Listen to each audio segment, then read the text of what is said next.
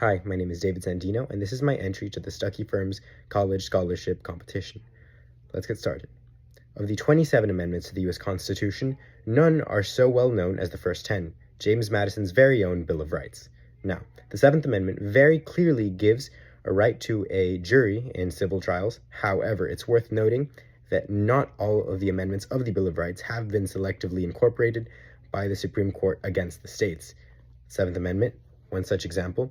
So what this really means on a practical level is that the right to a jury trial can be expanded or, reduced by the states to a very significant extent. So after having done lots of research based on studies by legal scholars and other professionals, I've come to the conclusion that it would be very beneficial to the American legal system to expand the right to a jury in injury cases, or better known as tort trials.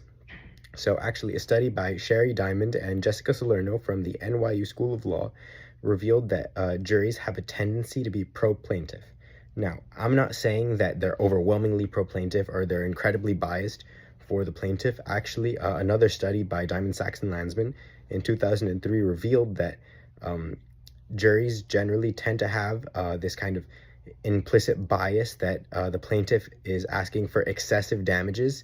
But what happens really is that a lot of the time, the opinions of juries and that of judges or other legal scholars tend to coincide. Actually, the specific number based on research is around 73%, and that's based on a 2006 study by Lutter.